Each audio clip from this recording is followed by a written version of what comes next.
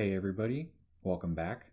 In this video, we're going to be taking a look at the Leetcode problem, best time to buy and sell stock. And the problem is relatively straightforward. Essentially, we're given an array of prices, where prices I is the price of a given stock on the ith day. And our goal is to maximize the amount of profit we can make by buying and selling stocks. Essentially, buy low, sell high. And the constraint here is that when we buy a stock, we can only sell it on a different day. And we only get, at most, one transaction. So the one transaction that we do has to yield the most profit possible. And if we cannot achieve any profit, then we return 0. All right, let's take a look at this example. As you can see, we have our prices listed right here. So remember, each price right here at each index corresponds to a different day. So the first day, the stock will be at 7, and then on the second day, it'll be at 1, and on the third day, at 5, and then so on and so forth. And with this problem, the max profit we can yield is 5, because if we buy on day 2 for a price of 1 and sell on day 5 for a price of 6, 6 minus 1 is 5. So that's pretty much the gist of the problem. Buy low, sell high, profit. All right, so let's walk through the problem with a drawing that I made. So as you can see, I've taken the input from example 1 and I've plotted it on this graph. So starting with day 1, our price is at 7, and then on day 2 it dips to a price of 1. So this red arrow is to indicate that the price went down. On the other hand, we have on day 3 where the price jumps to 5, so this green arrow signifies that the price went up. So you can just visually see that in the graph. And just by looking at this graph, we can tell that the optimal answer here makes sense, because if we buy on day 2 for a price of 1 and then sell on day 5 for a price of 6, that's 6 minus 1 equals 5, which again, we already know is the maximum amount of profit we can get with this input. So by now we have a good general idea of how this problem would work, and it basically all boils down to buying low and selling high.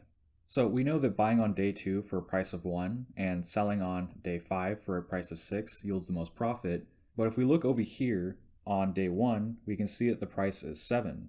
So if we buy on this day and then sell the very next day, we'll get 7 minus 1, which is equal to 6.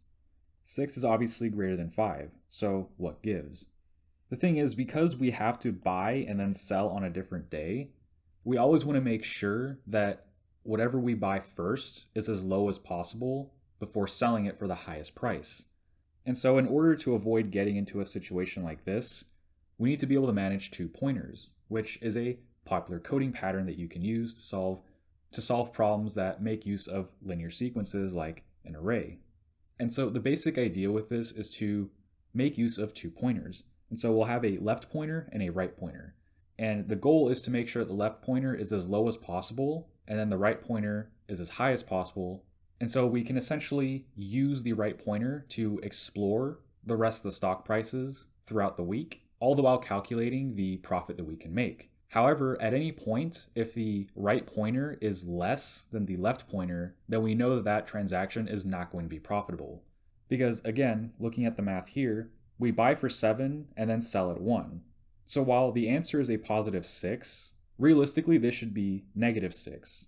Because in the real world, if you bought a stock for $7 then sold it for 1, you lost $6, you didn't make 6. And so again, following the adage, buy low, sell high, whenever the right pointer becomes lower than the left pointer, then we will update the left pointer to be where the right pointer is, and then the right pointer will update past the left pointer to then begin the process of scanning the rest of the stock prices to try and calculate the maximum profit that we can make. So to help better explain this concept, let me go through the example with pointers.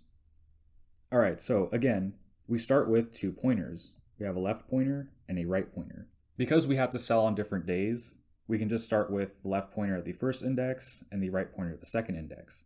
And so again, because we know we buy for 7 and then sell for 1, even though the equation produces a positive 6, we know that this is not a profitable transaction. And so because of this, we have to update these 2 pointers.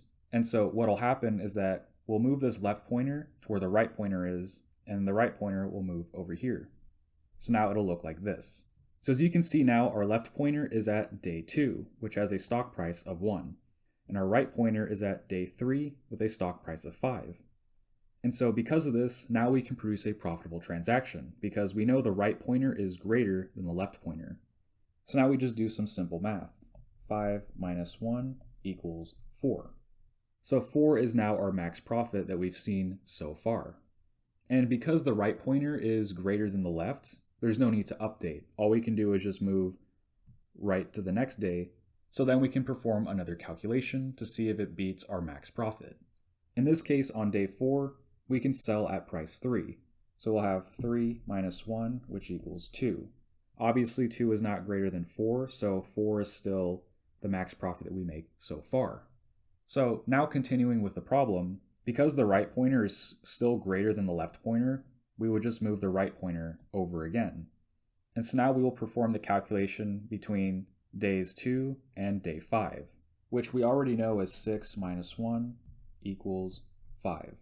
And so because we know that 5 is greater than 4, we update our max profit to 5. So 4 is no longer our max. And as we already know, this is the optimal solution for the problem. But the problem itself will continue. So the right pointer will move over because the right pointer is still greater than the left pointer. And then at this point, we'll do 4 minus 1, which yields a profit of 3, which is not greater than 5, so we don't update anything. So that's pretty much the general process. The two-pointer pattern really works well for this problem because we want to be tracking two different variables at two different points in time, because the whole goal is to buy low on one day and sell high on another. And so 2 pointers fits that concept really well. As long as our left pointer is smaller than our right pointer, then as we move through our sequence of prices, at some point we'll be able to calculate the max profit. Alright, so that's pretty much it. The only thing left to do now is calculate the time and space complexity. So the time complexity for this problem is going to be O of n, because we make use of 2 pointers, but those pointers only need to traverse our array once.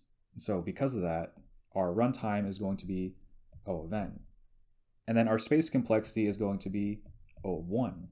The reason for this is because using 2 pointers doesn't yield any extra memory. So because of that, we're left with O of 1. And this is one of the reasons why I find the 2-pointer pattern to be really handy. Because when you're faced with a linear sequence like an array or string, and sometimes a linked list, using 2 pointers is a really intuitive way to be able to traverse the entirety of the sequence in usually one pass without incurring any extra space. So overall, it's a very efficient way to optimize your problems. So if you're ever dealing with a problem that makes use of a sequence, and if you need to do comparisons within that sequence, try and see how a 2-pointer pattern might fit within that problem. With that being said, let's look at the code. The first thing we want to do is actually check for an edge case. So in the event that our price's input is empty, then we'll just return 0. This is a pretty simple edge case to cover, so why not have it?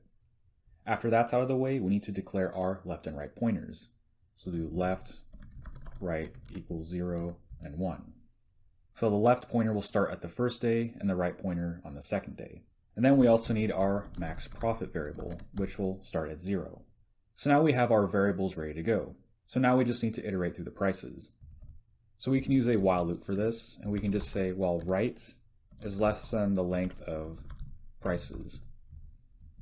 So as long as our right pointer hasn't reached the end of our prices array, then we can continue iterating. And then we go into an if-else check. Remember, the left pointer is always expected to be less than the right pointer. And so if the right pointer is greater than the left, then we can begin to calculate the profit. If the profit we make is greater than our current max profit, then we update the max profit accordingly. So the check for this is pretty simple. We can say if prices right, so if our right pointer is greater than prices left, then we first must calculate the current profit. So we'll just declare a variable here, current profit equals prices right minus prices left. And then using the current profit, we will see if we can update our max profit. So we'll just say max profit equals the max of max profit or the current profit. So this is just keep things nice and updated as we move through our prices array. So in the event that the price at the right pointer is not greater than the price of the left pointer, then we fall through into our else case. So else left equals right. Because remember, if our right pointer ever becomes less than left, then we know we can't make a profit. And so we have to update the left pointer to where the right pointer is, because that right pointer is currently the lowest price seen so far, and so the left pointer has to keep track of that. And so the left pointer gets updated to the current right position. This check is key in helping us calculate our max profit. And then, of course, we have to keep our right pointer moving as we explore our price as input. So that'll just be right plus equal 1. And this happens outside of the if-else statement. And that's pretty much it for our while loop. And then all we have to do after this is just return our max profit. So now let's run the solution. All right, as you can see, our solution has been accepted and it's pretty efficient. So that's going to do it for this problem. Hope you guys enjoyed the video, and I'll see you in the next one.